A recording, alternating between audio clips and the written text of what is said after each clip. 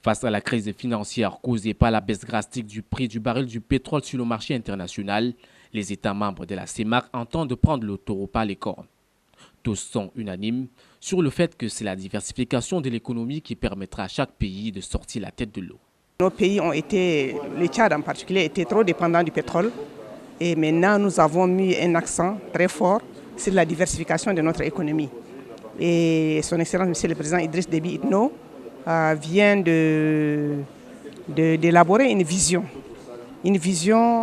stratégique sur 15 ans.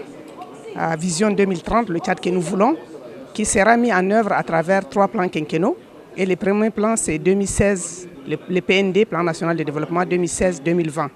Et dans le cadre de ce plan, vraiment, l'accent est mis sur la diversification de l'économie. Le Cameroun, pour ce qui est de la diversification de son économie, a fait d'énormes progrès. Mais le pays n'entend pas dormir sur ses lauriers.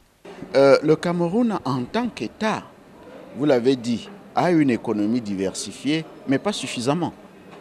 C'est-à-dire que si nous ne rencontrons pas les mêmes difficultés que certains autres, mais nous restons d'avis que cette résilience, cette diversification de l'économie au niveau du Cameroun doit être renforcée.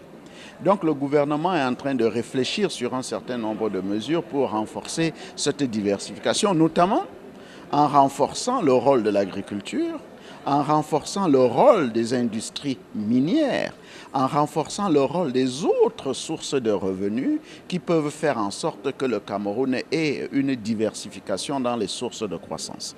Compte tenu de l'urgence, les pays de la CEMAC devront désormais mutualiser leurs actions pour le développement de toute la sous-région et de chaque pays en particulier. Nous avons insisté sur le fait que s'il faut, je prends quelques exemples, rationaliser les dépenses publiques, notamment les dépenses d'investissement, on peut également le faire en trouvant celles des dépenses qui peuvent être mutualisées. Je prends le cas de la République du Congo, nous avons parlé des infrastructures. Nous avons ensemble un projet de construction d'un barrage très important, le barrage de Cholet, qui pourra permettre de générer presque plus de 400, je crois, mégawatts, et qui permet donc, voyez-vous, au lieu qu'un État s'engage tout seul à investir en masse pour ce genre de projet, que nous le fassions de façon...